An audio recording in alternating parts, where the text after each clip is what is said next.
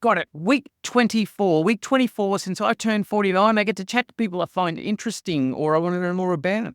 Or in this case, somebody that's just full of energy. One of those people that just never seems to have a down day. They're always pumping you up, pumping the people up around them, are pumping themselves up. They're into fitness. They're just into enjoying life, enjoying people. And so it was good fun chatting to her and asking her more about her.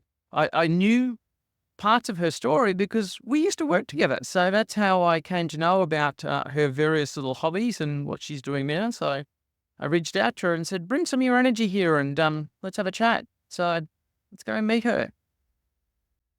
This is Nick. Now, you're probably, I think you're the first person I've chatted to who actually I've worked with. You've worked with me at the Commercial Guys for a period of time. Wasn't your only venture into real estate. And that's one of the questions I want to ask you. Well, one of the reasons I wanted to chat to you was you've done a few different things. I've got a very, I guess, what you'd call diverse career history. So let's get into that. But where do you want to start? Do you want to go chronologically Or or work backwards or just randomly throw jobs at me? I'll start from the start. I guess my first job was strawberry picking on the family farm. All 9 grandkids have that on our regimen. Very diligent workers back then, according to my grandma on all of our references. Where was the farm? In a limber, so very local and have remained quite local to the area. Love it here. So from there, I progressed and I became a pharmacy assistant, and that was my first proper job outside of the family. Absolutely loved what I did there. Had a boss there who shaped a lot of decisions moving forward. And he's, yeah, someone I often chuckle about when things happen still. And that was, we're talking over 2 decades ago now. And yeah, so fond memories there. And had a stint at uni thinking that teaching was going to be the career I wanted to do. Originally, it was going to be, I wanted to be a PT. That was the goal coming out of school. I want to be a PT in the armed forces. And my dad, being an engineer, went, fitness career is a dead end industry. It's going nowhere, which I look back now and he was somewhat right. The only gyms back then were the ones in the aquatic centers or PCYC. So I saw his point and I went to uni. I went, oh, next best thing's a PE teacher at school. And that didn't last long. And from there fell into a role with a property developer. It was challenging. Every day was different. Shifted across into real estate, worked with Ray White as one of my first sort of corporate jobs. And I was an executive assistant there to Paul White. And I was in the rural section, I guess, rural and livestock. So lots of adventures out west, really dived into that sort of rural aspect of farming and, my upbringing. And yeah, from there went and stayed in real estate, but looked for something that was going to challenge me a little bit more and allow me to have a bit more independence. So I found myself in asset management or property management and kept with that. Very much prefer the commercial side of it as to the residential side. For me, it went into Collier's retail leasing, and that's where I went, yeah, the commercial side is definitely where I found it more exciting, more challenging, and great area of opportunity just for, my mental space. Stint in Resi, and then I landed with you guys at the Commercial Guys and loved it, loved the environment. To me, it was still challenging, still exciting, but I'd hit a point in my career where I went, I feel like I'm almost doing it because it was easy. Yeah, it was still challenging, but for me, it was the routine. I was quite comfortable in it and I wanted to challenge myself further. And that's when I stepped into fitness full time. I was doing it part time for a few years, and you gracefully allowed me the opportunity to go into it as a part time. And then I moved in full time, and I haven't looked back in the last nearly over 5 years now. I follow you on Instagram and it fits like a glove. It It fits is. you like a glove. And you get to, well, tell me, I mean, you are often traveling. So tell me about, is it the job or is it your own personal fitness in there that gets you traveling?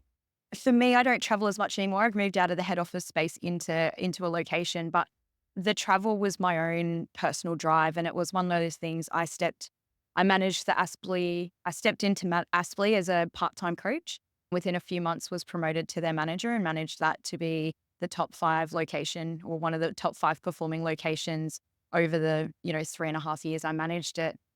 An opportunity presented itself to come into the HQ office with Fitstop, and I took it with both hands. I saw it as an opportunity to recreate what I created at Aspley everywhere. And that was my role, was working with the new opening locations. And it was brilliant. It was incredible. There wasn't too much at that point, wasn't too much travel in my role, but I was working a lot with South Australian locations, and I just kept getting feedback from the owners that, us in Queensland didn't know the market. We didn't know South Australia. It's its own little world. And I just called the CEO one day, and he was in the States looking after our US franchisees. And I just went, I want to spend a month in South Australia. I need to get to know this market. I need to get to know these people. And he went, yeah, sure, let's organize it. So that sort of kicked off more of the travel aspect for my role, but also other people in the office. So I did that stint. A very different world, and daylight savings was awful for someone who gets up at 4 o'clock in the morning. It was 10 degrees and pitch black, but I also go to bed at 8 o'clock, and it was bright midday sunshine. So that was the month of November I spent down there. Amazing opportunity. So really strengthened my relationship with that network and saw the opportunity to do that further. So that's when I started traveling out to more locations and having that face-to-face interaction, because what we do in the fitness industry is very intimate. It's very personal. But to do that sort of stuff, I was business coaching people online, and I'm like, I can see your emotions, but I can't feel them. I can't, interact with them on the level that I wanted to. So I started traveling more out to our WA locations, but even just within the Queensland network, I wasn't their direct contact, but the more I got out to, the more I got to see how they did differently. And I guess the catch-22 there was, it made me miss being in location. I missed being around people. And I guess I stole a little bit of all these little things that I was helping build with everyone. And the opportunity came to be closer to home, have a bit more of a settled life with all the things my partner and I have got planned for a house and that sort of thing. So opportunity came to be nice and close to home. And I did. I've got a great relationship, and always have, with the owners of Fitstop North Lakes. So when they said we're looking for a manager, I jumped at the chance, and I just love it. I love what I do. Awesome. Tell me what your number plate is. Sit, Nick. Yeah. I see you occasionally when I'm running through North Lakes. You're obviously traveling around the place there, and I see the little, because I love those little Suzukis. She's cute. Yeah, and the number plate stands out and fit you well. There's Fit Nick. You're a bit of a rev head too. Yeah, a little bit. Yeah, tell me about your car. Well, Not the Suzuki, obviously. I now have a Suzuki Jimny. I previously had a Skyline. The purists will not agree it's a Skyline. It was the V6 version, so not the original. Speeding fines were the reason I got rid of that. It's one of those things. I just needed to mature a little bit, and changing my vehicle helped with that. But my partner's very heavily into drifting, and I have the drift wife life of following him around and helping there. I also have a Datsun, my cute little project Datsun. She's almost ready for paint, which is amazing, which Awesome. she's sort of been ready for paint for like 5 years, but we're in the middle of a shed build so that we actually have space for all our projects. So there's the Datsun to get finished. And then my partner and I have a old Bedford truck that we're going to build together as well. But that's our long-term project. Kids are not in the equation for us. We've got 2 dogs, and for us, it's doing what we love. And, there'll be lots of learning in that for me. I have a certain amount of mechanical mindedness, but I think this one's going to be a big challenge for me. I can't wait to see it. I think you acquired it while we were working together. Yeah, we did. It was one of those ones I saw on Facebook and went, well, let's just go have a look at it. And we brought it home. So that's been sitting there. We have dismantled it, so it is just the cab now, because having a 3.5-ton truck parked in the backyard wasn't doing anyone any favors. So we dismantled it. We've got it to the cab now. And then once all the rest of the projects are out the way, that'll be our sort of sideline build. We'll keep trucking away at that until we finish it. But yeah, big plans for that one. Yeah, awesome. What's Fitstop? If somebody was to say, is Fitstop a gym? Is it what is Fitstop? Well, the tagline is, we're the home of functional fitness. For me, I've been a coach for many years. Coming into Fitstop, I sort of had it's group fitness. I've been lucky enough to immerse myself in it, and it is more than just a gym. So when we do talk about it is more than just a gym. It's you get your own individual workout in a group environment, but we are very big on that community aspect as well. So the programming can accommodate anyone, any fitness level, any experience level, or any goal. You've got a very broad program that allows you to progress through strength goals, but also any sort of cardio endurance goals as well. And yeah, it's that for me, the programming, I embrace it and I love it, and I can coach as if I wrote it myself, and which is what I encourage all my coaches to do. It is you come in, you own the room. It's you do your thing because everyone's going to be unique. You're in a group of 35 people. You're going to be some people's cup of tea. You're not going to be everyone's. So for me, just being able to embrace what Fitstop does, it's community and it's that home of functional fitness. So anything that you do in the gym should complement what you do at home, give you facility to say yes to doing more. And that's an idea we were playing with not so long ago in head office was we want our members to be able to say yes to doing more. And that's just really highlighted itself in all these events coming up, High Rocks, Turf Games, Paladin that was on the weekend. I myself just changed my training and now train solely at Fitstop. And I myself have been able to say yes to doing more. I am still in my 30s, but I am acknowledging that my body fatigues and it has its moments where it reminds me I'm not 20 anymore. But having that training there, I'm like, oh, I can do that without having to go through an extensive training program to do something. But I just love how everything at Fitstop just embraces that community aspect. Everyone's there to support each other. Everyone's there to get a great workout in. The workouts facilitate people working together and cheering each other on, which fits me to a T. What's your favorite movement? Everyone's going to think I need to be put in an asylum, but a Bulgarian split squat gets me. Right. I love it. Love to coach it. I think you just picked my least favorite.